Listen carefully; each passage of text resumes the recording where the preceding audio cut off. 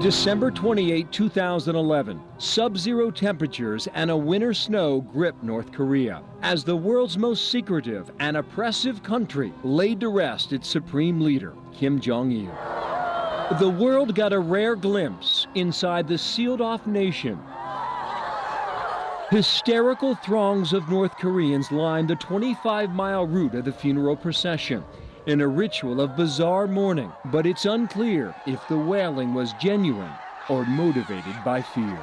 The people probably understand what would happen if they didn't show sufficient grief. Much of this was forced. The state wanted them to behave this way. And the state was working overtime in the days after Kim Jong-il's death. They were ensuring that North Koreans did not deviate from official ideology and behavior. North Korea is the single most closed and repressive society, arguably in human history. Every thought and action is monitored. There's a fear of the black Mercedes that'll show up to your home one day and take you off to the gulag. You say there are tens of thousands of Christians in North Korea? There is an underground Christian church within North Korea. Christian organizations rank it as the most persecuted church in the world. So we have tens of thousands of Christians in the gulag. The cult of personality established in North Korea is probably unlike anything we saw in the 20th century. Most important for the regime is creating a new cult of personality around this man, Kim Jong-un, his father's third son and heir to the Hermit Kingdom. About him, little is known. We don't even know how old he is. North Korea hasn't released his birth date. We assume he's in his late 20s, but that's never been confirmed. He's believed to have studied in Switzerland. We're not sure. What is known is he now commands the world's fourth largest army with 1.1 million soldiers and a nuclear arsenal with 6 bombs. Though the population of 22 million act with blind devotion to their new leader, some people inside the country are beginning to show unprecedented dissent. You have this exodus of North Koreans fleeing the country. The new Underground Railroad is a network of safe houses and secret routes helping North Koreans get out. This is extremely dangerous among Christian missionaries who work with the North Koreans. In a Fox Files exclusive, we tracked down one man who risked everything to escape with his family. How scared were you when you were crossing that border?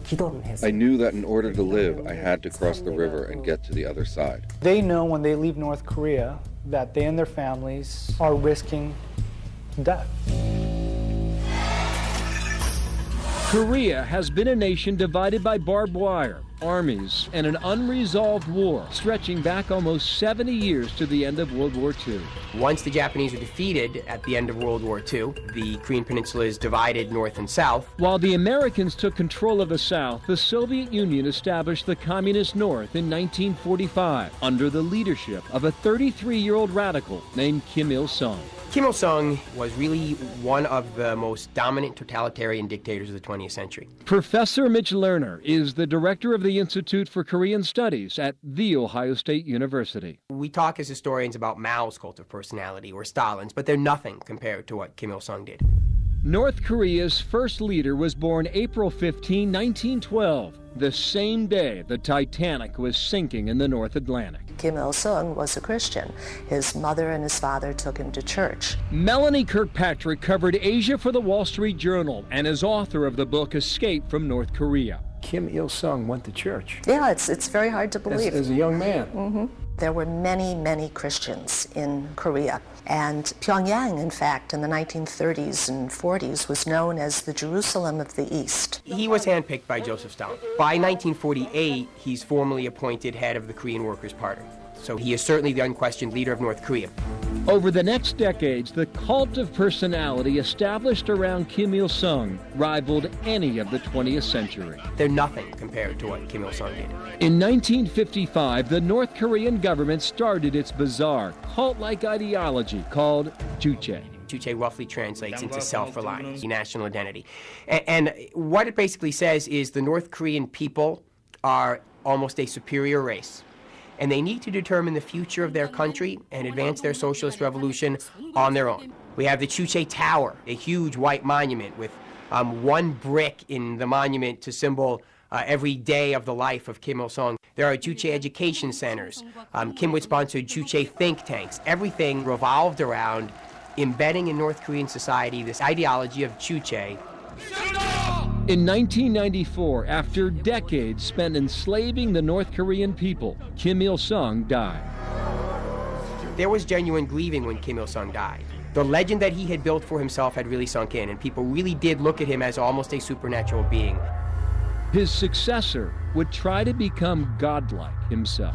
Kim Jong-il is the eldest son of Kim Il-sung, born to his first wife. Kim Jong-il was said to have been born on the sacred mountain, Mount Paektu, and this is where, by Korean legend, the Korean nation began many thousands of years ago. The small mountain cabin where it's claimed his mother gave birth is today a shrine. In fact, he was born in Russia when his father was with the Russian military.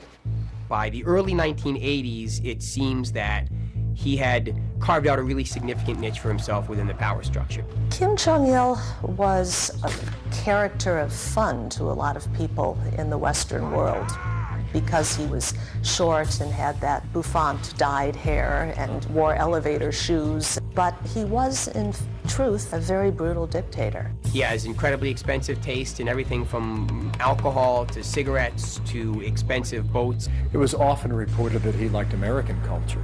He loved American film, and he supposedly had a library of many thousands of films.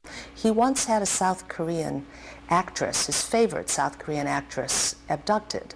She was kidnapped from a beach in Hong Kong and taken to North Korea and required to become, basically his actress slave. They have a history and trend of kidnapping people, and that's how they went about that with film, and that's how they went about it with my great-uncle. Chicago native Mike Kim's own family has experienced the cruelty of the North Korean regime. My great-uncle was a leading engineer. That would be your grandmother's brother, right? My mom and others in my family told me about how during the Korean War, the North Koreans came across the border into South Korea, and they were looking for people that could help them build their infrastructure. So they took them into North Korea.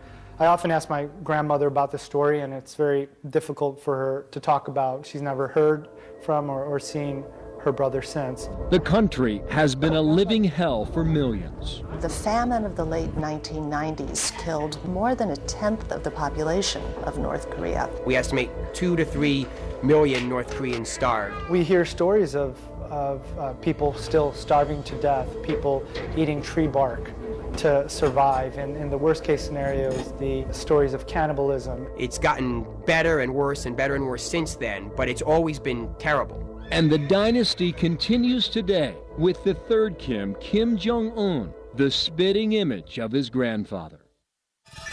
Coming up, one of his first acts is a shoot-to-kill order. I think he's terrified of revolt. If you are sent back from China into North Korea, what could happen to you? The punishment is death.